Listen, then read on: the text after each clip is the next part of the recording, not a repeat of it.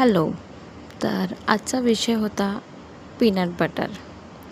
Peanut butter हे आम्ही नेहमी बाहेरूनच आणायचो, बट नेहमी त्यात इन्ग्रेडियंट्स बघितले तर त्यात ॲडेड शुगर असते. यावेळेस माझ्या मिस्टरांचं मत होतं की तू एकदा घरी ट्राय करून बघ. मी त्याला म्हटलं की मला जमेल का? तर तो बोललो करून तर बघ, जमलं तर जमलं. मग काय, लेट्स स्टार्ट. शेंगदाणे अगदी मंद आचेवर मी रोस्ट करून घेतले. ते पूर्णपणे थंड झाल्यानंतरच त्याची सालं काढली. सालं थोडीफार निघाली, थोडीफार नाही निघाली, इट्स ओके. एकदा फिरवून घेतलं.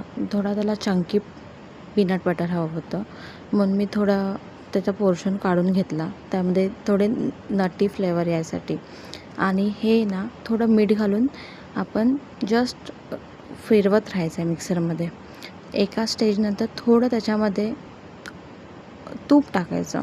मी तूप टाकलं आहे. तुम्ही तुमच्या आवडीनुसार कोणतंही तेल किंवा काही टाकू शकता, बट मला तूप टाकायचं होतं.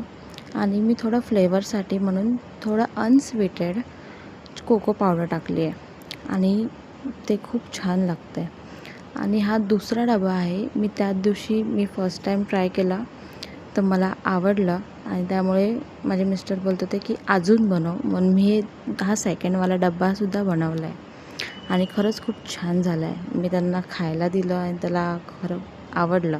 हा माझा फर्स्टवाला डब्बा आणि तो स्टार्टिंगला दाखवलेला तो सेकंडवाला डबा.